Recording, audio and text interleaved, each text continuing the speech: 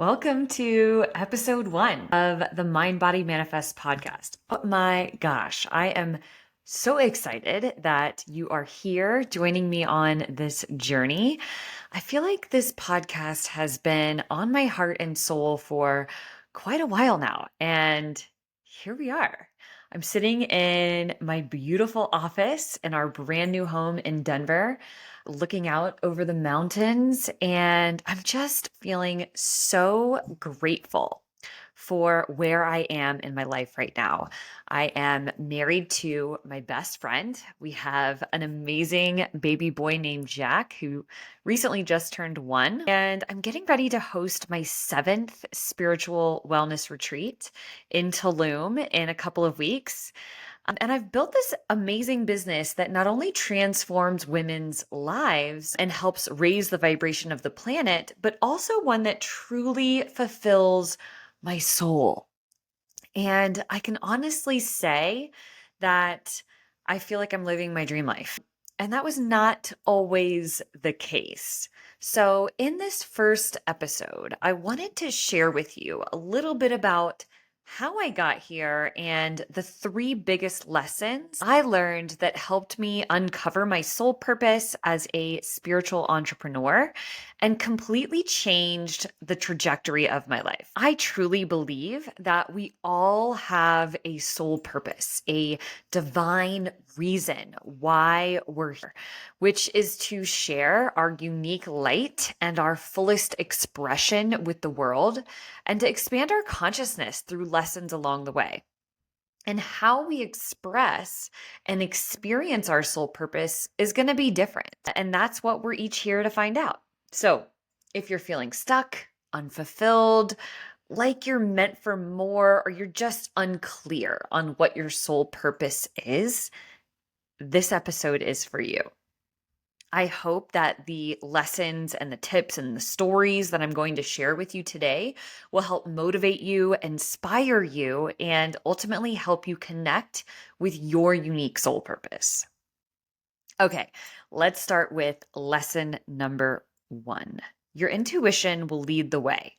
You got to calm your nervous system and quiet your mind so that you can decipher it. So your intuition is like your direct connection to God. It's the way you receive divine guidance, and it will never lead you astray. Having a strong intuition is like becoming a clear channel for your true voice, your soul, your highest self to come through and communicate with you. It's your navigation system in life, and you decipher it through your body. And the more connected you are to your body, the easier it is to receive the information and trust your intuition. And there's 4 different ways you typically receive information through your intuition. And everybody has access to all of them, but you likely are going to resonate with 1 or 2 more than the others. So you could be clairvoyant, which is when you see something in your mind. You get a vision or the info comes in through your dreams. Clairsentient is when you feel it. Maybe you get shivers down your spine when you walk into a room with bad energy. Or maybe you get like butterflies in your stomach when something excites your soul, something that you know is meant for you. Or you could be clairaudient, meaning you hear the information. It may sound like a voice in your head, or you might think it's just a thought, but it's so clear and direct that you know that it's a divine message. Or you could be claircognizant, which is more like an inner knowing. It's a gut feeling, and there's really no other way to explain it other than it's something you just know. And I can think of several times in my life where I've received some sort of intuitive download through each of those channels. But what I've really come to understand, what I've really learned, is that you have to be present and aware and feel safe in your body to actually be open to receiving the intuitive messages. And so Growing up, I want to just kind of give you a little backstory about myself. Growing up, I took dance classes and I really loved creating art. And I think that that really truly helped me to connect with my body and to build self awareness, to become more present. And I think that that really strengthened my intuition muscle. And this served me really well in life. I feel like I've generally been really good at trusting my intuition. It's led me to meeting the right people at the right time. It's helped me get jobs that I've loved. It's helped me manifest my husband, dream homes, find my purpose. It's really given me a lot of rich experiences that have shaped who I am today. And trusting my intuition actually led me in college to get an interior design degree. Yes, my background is actually in interior design, not in spirituality or coaching. I've been a coach since 2020. So after college, with my interior design degree, I started working for a corporate window coverings company as a design consultant. And I worked for this company for about 8 years. It really taught me a lot. I thrived with this company, this corporate company. I started making six figures. I kept increasing my pay every year. I was making more money every year. But this job was commission only, which meant that you only make money on what you sell. So this taught me to work really hard, to hustle, to get the sale. And even though I was making really great money, I was nonstop working. Like, you're driving from house to house in traffic because I did in-home design consultations. And then when you get home, you have to finish working, send emails, send quotes. And it's like non-stop. And I really wasn't at this time making time for my own self-care. I was just hustling, working really hard, and then living for the weekend to party. And I was also going through a lot emotionally because my parents were getting divorced. There was a lot of drama and trauma with that whole situation. And I was also going through my own breakup in a relationship with someone that I had been with for about 4 years. I thought I might marry. And I had also just moved to Los Angeles and I didn't know anyone. And while all of my friends were getting married and having babies at the end of my 20s, I felt like my life was falling apart. I was super stressed out because all of this is happening at once. My mental and emotional states were just a mess. And I was having thoughts like, why can't I just have a normal family? Why do I feel so far behind? I don't know what my purpose is. I just started to feel really lost and I didn't know what I wanted to do. I felt like my career was no longer fulfilling, that I was meant for something more, something bigger, a better life. I just had no idea what that was or where to start. And because I was so stressed out, my adrenals were fatigued. I was getting anxiety. I had to stop drinking coffee. My body was screaming at me to make a change. Now, when you are chronically stressed out, your nervous system goes into fight or flight, like survival mode, which makes it really hard to connect to your intuition. All you can focus on is just getting by, just surviving, because your nervous system is working on overdrive and everything feels like a threat.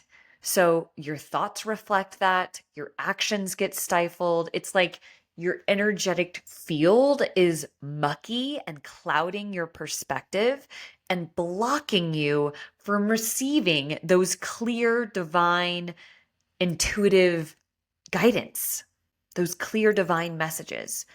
So I want you to think of yourself like a radio tower, and you can really only receive the clear channel, the clear messages when your energy is aligned, like you're on the right radio frequency.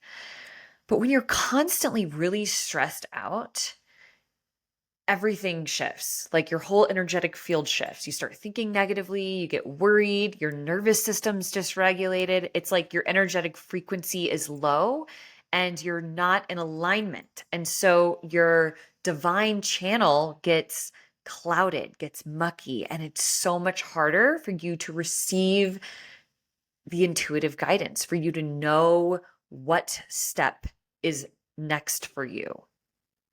So if you don't know what you want, if you feel like you're not sure what your purpose is, you likely have somehow unconsciously shut down your intuition. Your body may be giving you signals and you're just not listening to them. And this is what was happening for me.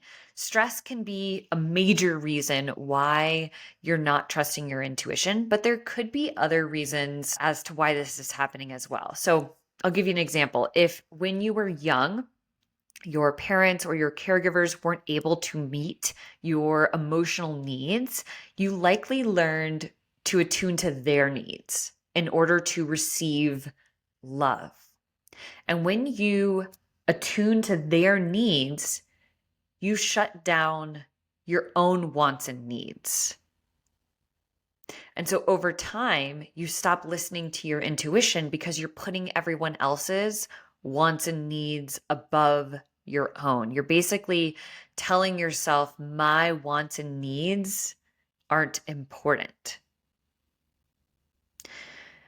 And since 95% of our actions and our reality is shaped by our subconscious beliefs that were formed in early childhood, your subconscious mind is like a computer, and your early childhood experiences created beliefs that were downloaded into your subconscious, and now those become the programs that you operate from throughout your life.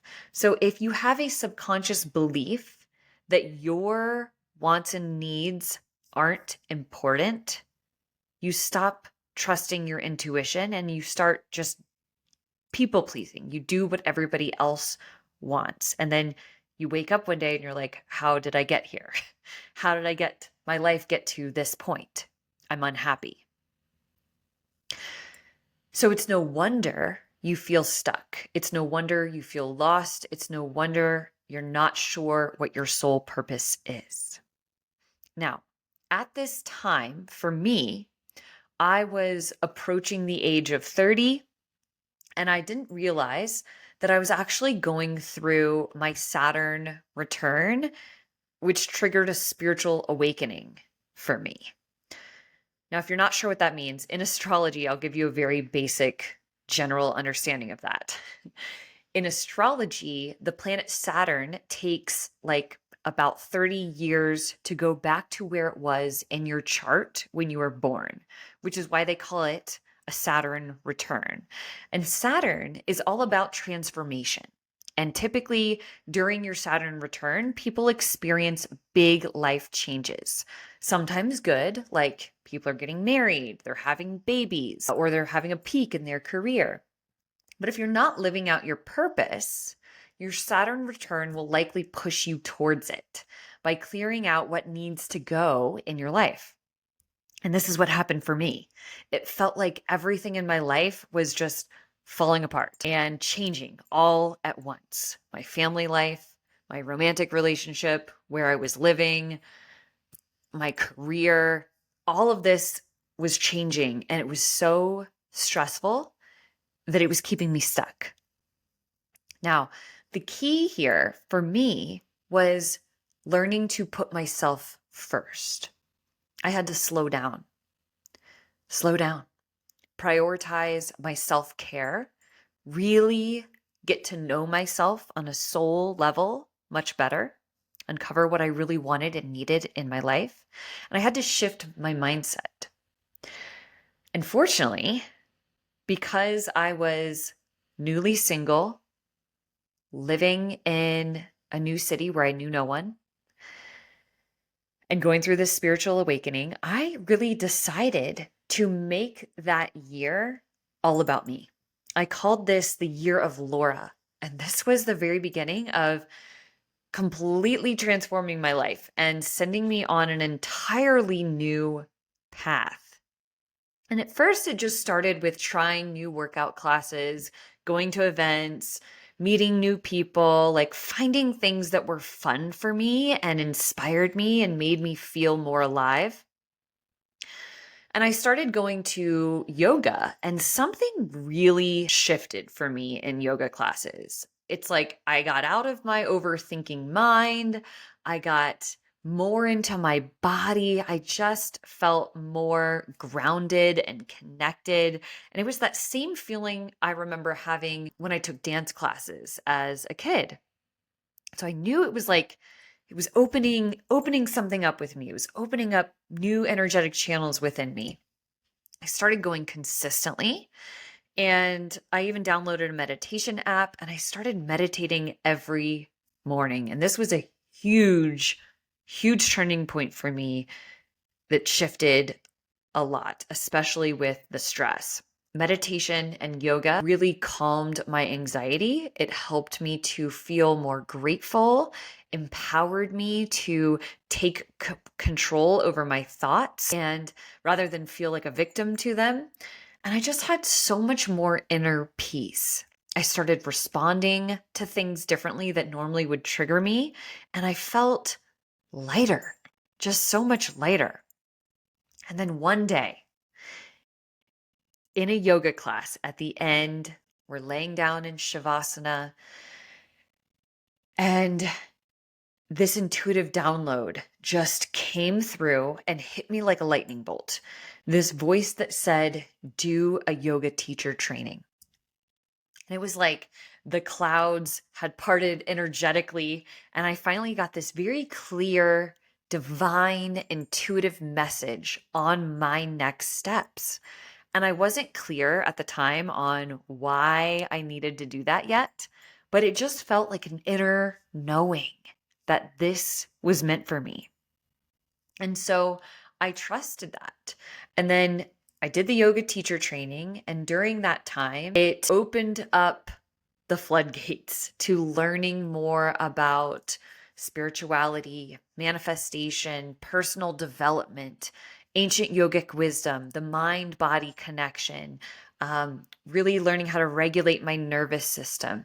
And the more that I did that, the more I worked on my mindset and healing my body, the more clear I became on my path.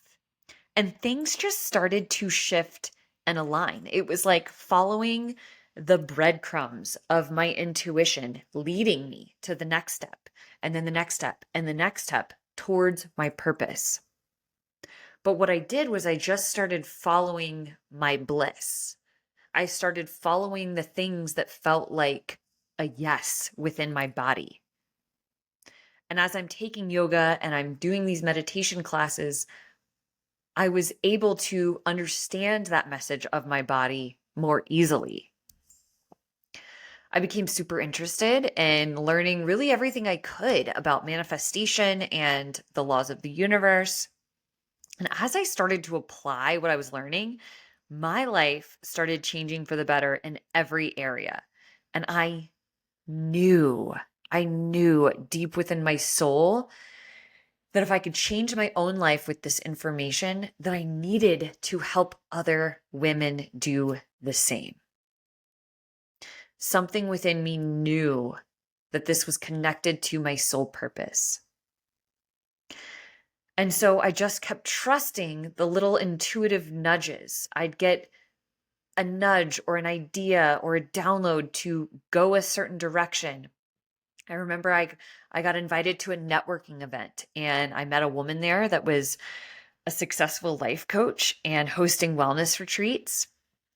And she was like this beautiful example of what my life could be. And then I started following more women on Instagram that were successful entrepreneurs, that were traveling, making millions of dollars, helping other people.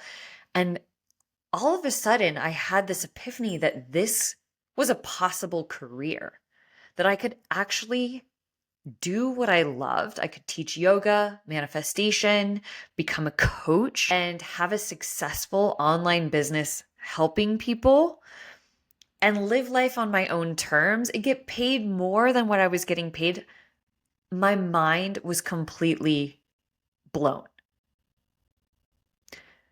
I had no idea that this even existed, that this was even possible. But because I was trusting my intuition, things just started to align. And the universe kept showing me people that were living examples of what I desired. And this lit a fire within me. I finally knew what my soul purpose was, or at least what the next step in living my ever evolving soul purpose was. So I started hiring coaches and mentors to help me build a business and to continue to heal and grow in my own life.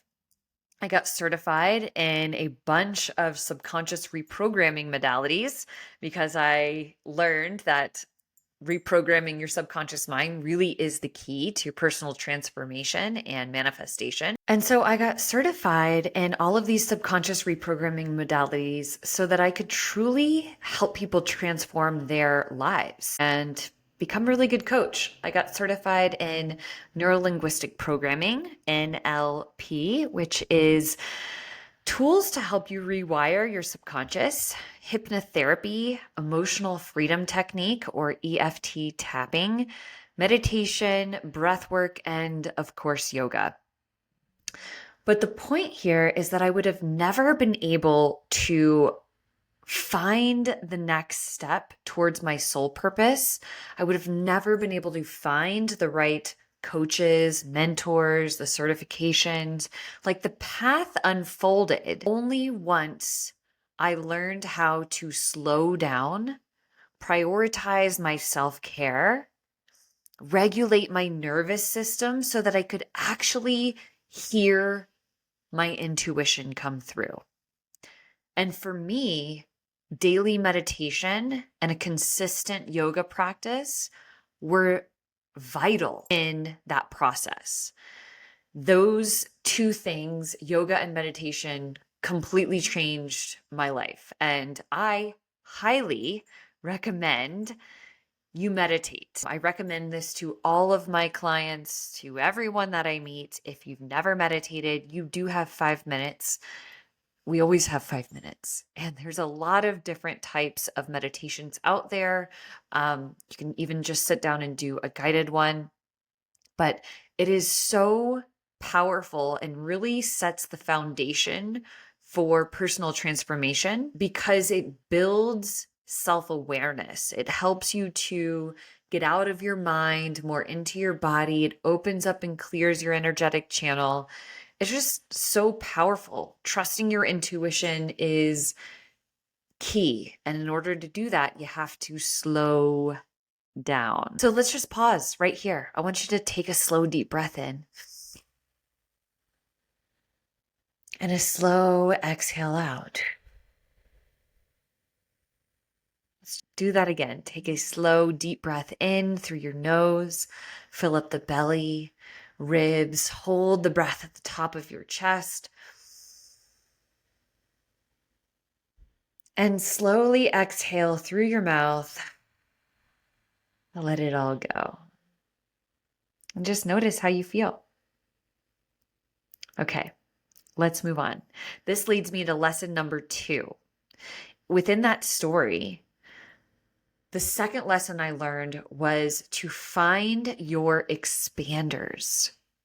Your expanders are the people that are doing the things you want to do. They're the people that are living the life you want to live, or they are a living, breathing example of what is possible for you. They're showing you that what you desire not only exists, but is meant for you because you would not desire it unless it was meant for you. So had I not seen other successful female entrepreneurs that were hosting transformational yoga retreats, had online courses and successful coaching businesses, I would have never even taken the steps to get certified and to start my own business.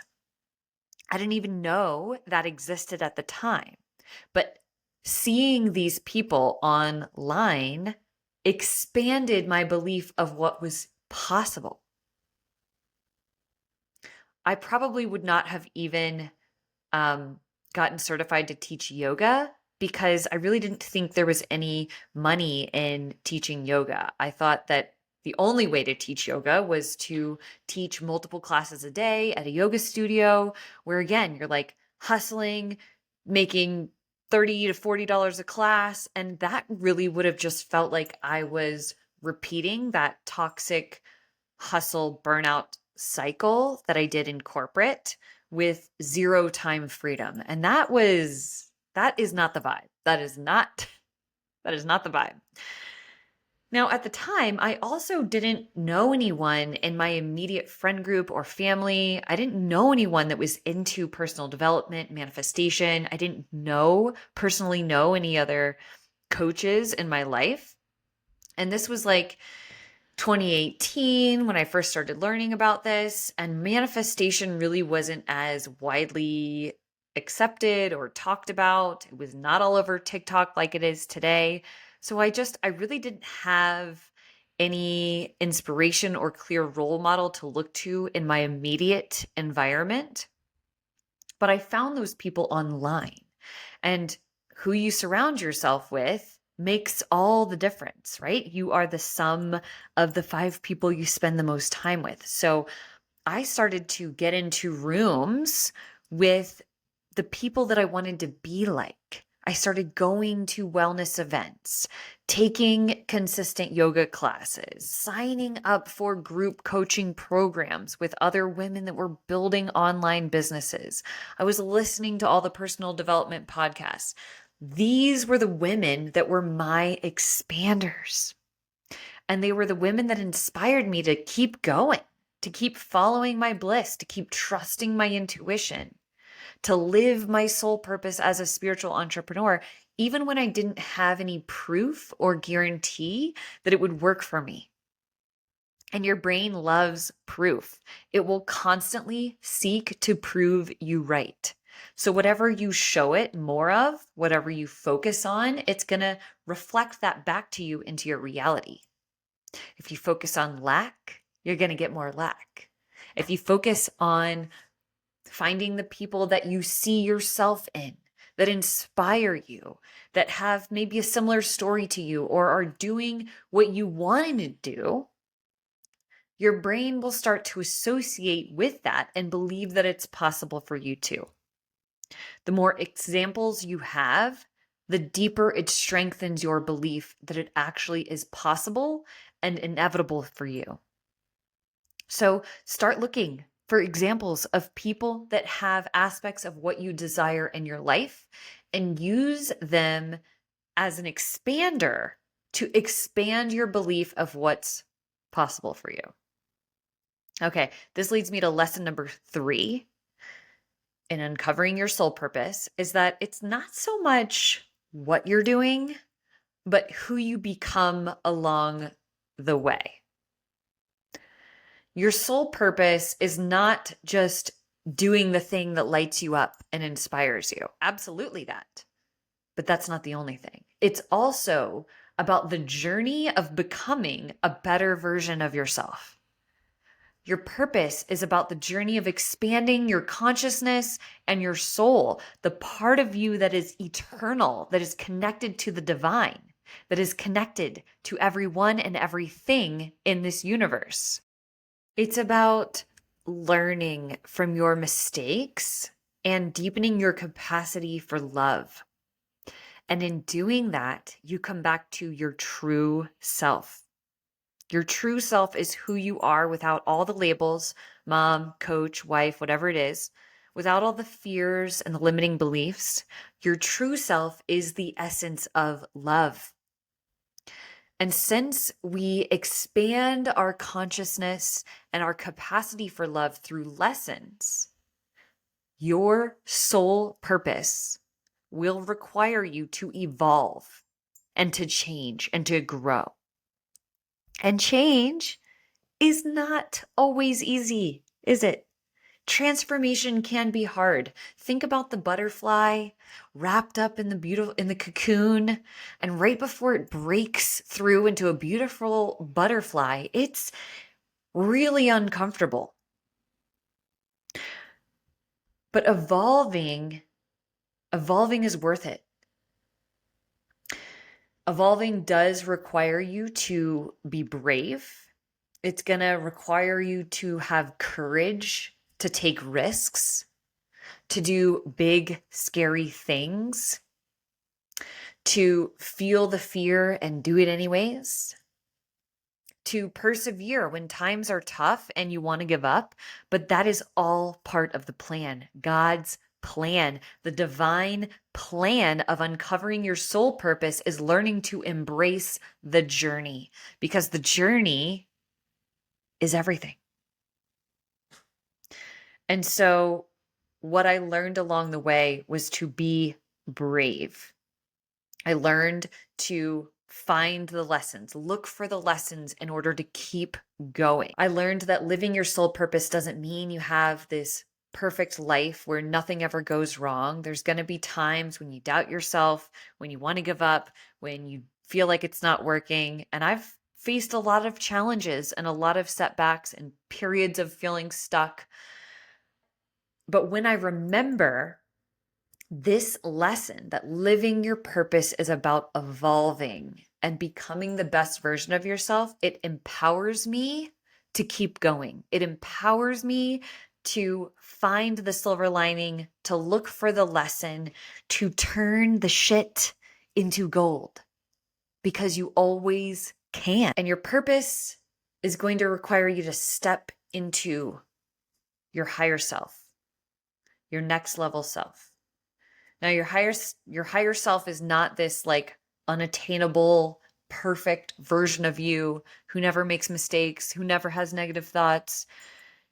I think of your higher self as more like your wiser self. Your higher self loves and accepts all parts of you while striving for more. So instead of shaming yourself when you make a mistake or you get triggered or something happens that you thought you had already healed, your higher self recognizes that, shows compassion, and chooses again.